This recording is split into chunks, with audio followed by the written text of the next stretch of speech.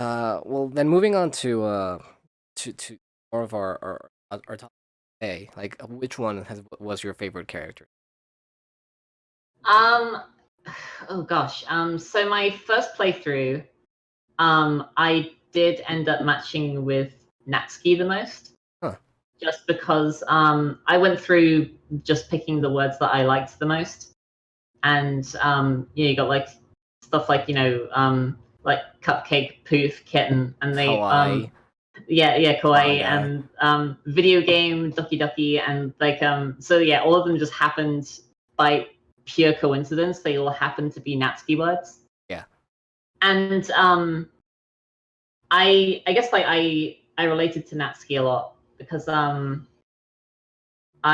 like we both like to bake, like to read manga. I also have fangs because I don't have incisors. I just have canines next to my two front teeth. Yeah, so I look like I got the fang. I'm not When you tsundere smirk, you though. have fangs. It's dessert. Yeah, yeah. I'm not a tsundere. Oh, all right. Yeah, that was the My other thing I was gonna ask. yeah. My favorite character right now though is Yuri. Interesting. It happened almost the opposite with me. I also started picking out my favorite word. I ended up matched with Yuri most of Mm. but yeah, and the interesting thing for me, and given that you were matched with Natsuki, personally, I'm not too much of a fan of the Tsunoda trope itself. But how did you? I don't know. Like, of course, you got matched because of word choice, but how do you felt toward the character itself? Um. Well, there was some like I know like Natsuki. Out of all the characters, I think arguably Natsuki had the least character development. Yeah, Like we got like Monica with the whole of Act 3, you got Sayori with the confession there, and we got Yuri pretty much through all of Act 2. But Natsuki is just kind of like in the background, and you really don't know a lot about her. But there are some glimpses, like when you're playing, like I think it's the second cutscene or the second CG where Natsuki is she falls off the chair and she bends one of her mangas. yeah. I think yeah. And she says like like oh every day is like just so hard. Yeah, I remember And that part. and also the I'll Be Your Beach poem. So the way I saw it is that she acted in that tsundere way because she was afraid of not like because like generally tsundere in general like anime terms it's like the character is like kind of fighting conflicting feelings of like falling for someone.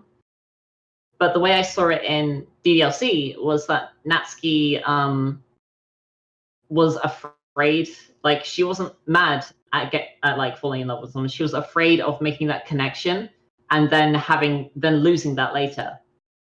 So I interpreted her being like brash and confrontational, so that she would never get close enough to someone that they could then hurt her in the future.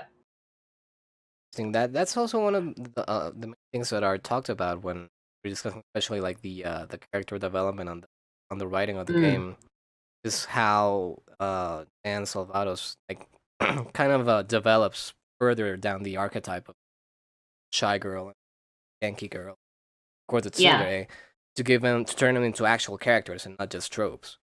yeah. Because I had a friend who they played the game and they were like, oh, like these characters are just like cardboard like templates, and it's like, well, on the surface, like I guess like Act 1 maybe, like Yeah. early Act 1 maybe, but just the thing that I find fascinating about the game is like there's so much that is said because other things are unsaid, if that makes sense.